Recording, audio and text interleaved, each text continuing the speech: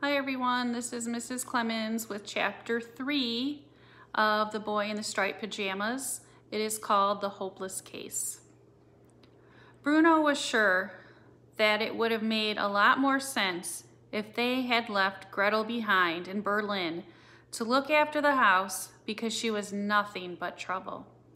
In fact, he had heard her described on any number of occasions as being trouble from day one. Gretel was 3 years older than Bruno, and she made it clear to him from as far back as he could remember that when it came to the ways of the world, particularly any events within that world that concerned the two of them, she was in charge. Bruno didn't like to admit that he was a little scared of her, but if he was honest with himself, which he always tried to be, he would have admitted that he was. She had some nasty habits, as was to be expected from sisters. She spent far too long in the bathroom in the mornings for one thing, and didn't seem to mind if Bruno was left outside, hopping from foot to foot, desperate to go. She had a large collection of dolls positioned on shelves around her room that stared at Bruno when he went inside and followed him around, watching whatever he did. He was sure that if he went exploring in her room when she was out of the house, they would report back to her on everything he did. She had some very unpleasant friends too, who seemed to think that it was clever to make fun of him, a thing he never would have done if he had been 3 years older than her. All Gretel's unpleasant friends seemed to enjoy nothing more than torturing him and said nasty things to him whenever Maria or Mother were nowhere in sight. Bruno's not 9, he's only 6, said one particular monster over and over again in a sing-song voice, dancing around him and poking him in the ribs. I'm not 6, I'm 9, he protested, trying to get away. Then why are you so small? Asked the monster. All the other 9-year-olds are bigger than you. This was true, and a particular sore point for Bruno. It was a source of constant disappointment to him that he wasn't as tall as any of the other boys in his class. In fact, he only came up to their shoulders. Whenever he walked along the streets with Carl, Daniel, and Martin, people sometimes mistook him for the younger brother of one of them, when in fact, he was the second oldest. So, you must be only 6, insisted the monster, and Bruno would run away and do his stretching exercises and hope that he would wake up one morning and have grown an extra foot or 2.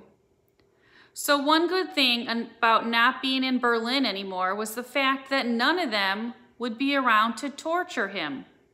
Perhaps, if he was forced to stay at the new house for a while, even as long as a month, he would have grown by the time they returned home, and then they wouldn't be able to be mean to him anymore.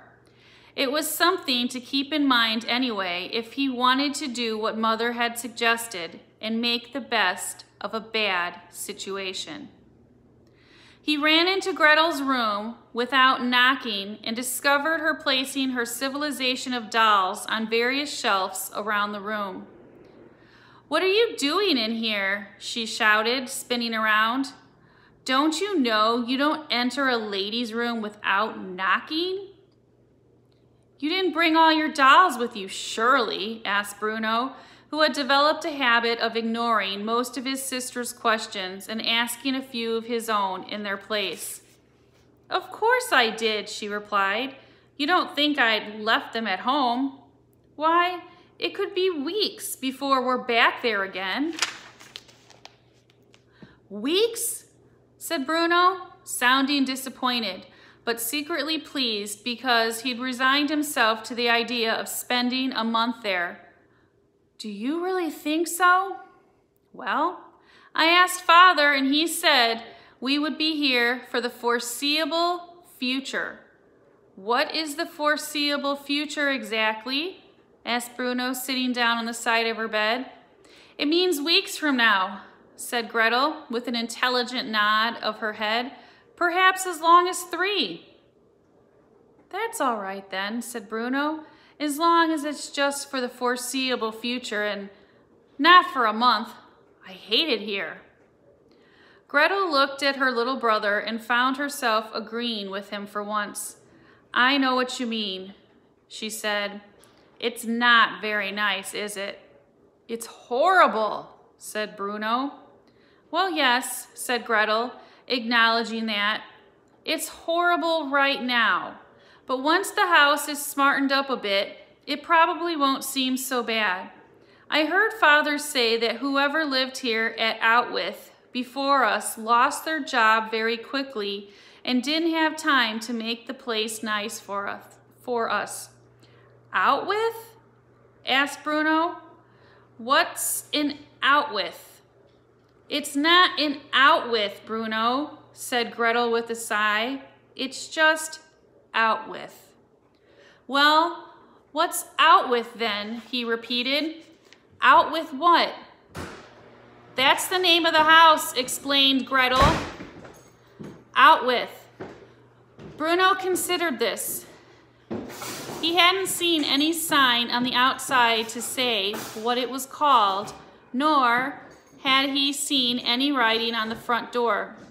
His own house back in Berlin didn't even have a name. It was just called number 4. But what does it mean? He asked in exasperation. Out with what? Out with the people who lived here before us, I expect, said Gretel. It must have to do with the fact that he didn't do a very good job and someone said, out with him, and let's get a man in who can do it right. You mean Father?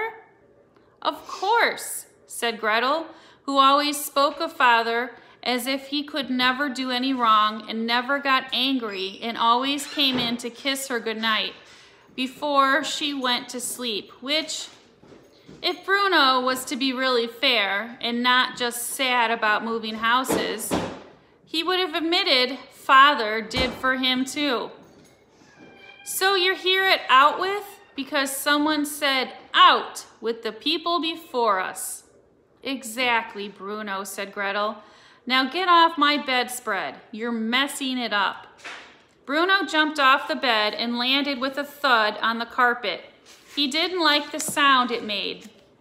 It was very hollow, and he immediately decided he better not go jumping around this house too often, or it might collapse around their ears. I don't like it here, he said for the 100th time. I know you don't, said Gretel, but there's nothing we can do about it, is there? I miss Carl and Daniel and Martin, said Bruno. And I miss Hilda and Isabel and Louise, said Gretel. And Bruno tried to remember which of those 3 girls was the monster. I don't think the other children look at all friendly, said Bruno. And Gretel immediately stopped putting one of her more terrifying dolls on a shelf and turned round to stare at him. What did you just say? She asked. I said, I don't think the other children look at all friendly, he repeated. The other children? Said Gretel, sounding confused. What other children? I haven't seen any other children. Bruno looked around the room. There was a window here, but Gretel's room was on the opposite side of the hall, facing his, and so looked in a totally different direction.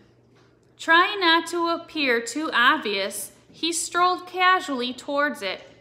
He placed his hands in the pockets of his short trousers and attempted to whistle a song he knew while not looking at his sister at all. Bruno, asked Gretel, what on earth are you doing? Have you gone mad? He continued to stroll and whistle, and he continued not to look until he reached the window which, by a stroke of luck, was also low enough for him to be able to see out of. He looked outside and saw the car they had arrived in, as well as 3 or 4 others belonging to the soldiers who worked for Father, some of whom were standing around smoking cigarettes and laughing about something while looking nervously up at the house. Beyond that was the driveway, and further along a forest which seemed ripe for exploration. "Bruno, will you please explain to me what you meant by that last remark?" asked Gretel.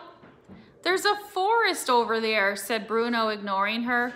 "Bruno!" snapped Gretel, marching toward him so quickly that he jumped back from the window and backed up against the wall.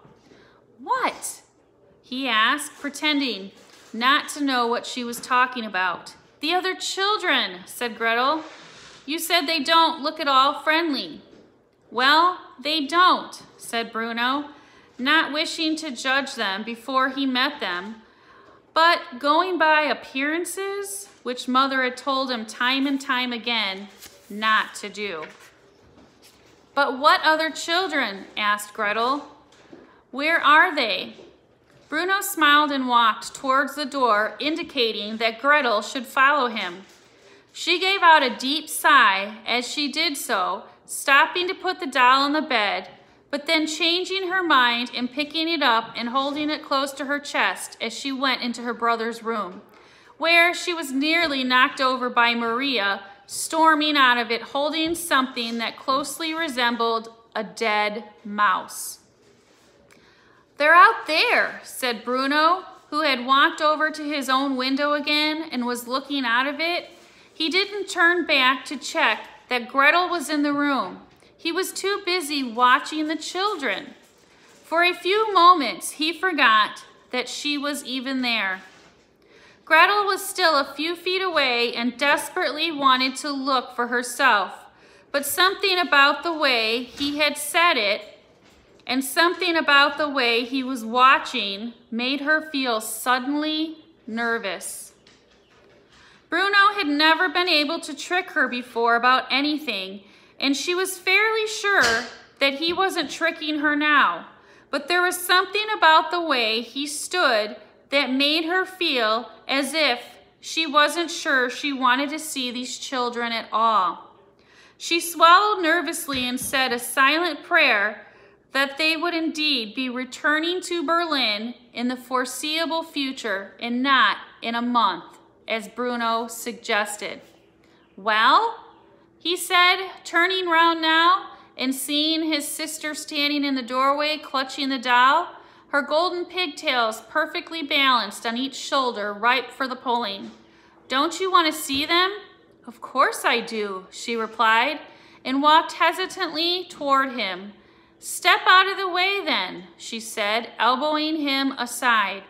It was a bright, sunny day that first afternoon at Outwith, and the sun reappeared from behind a cloud just as Gretel looked through the window. But after a moment, her eyes adjusted, and the sun disappeared again, and she saw exactly what Bruno had been talking about. So here's the end of that chapter.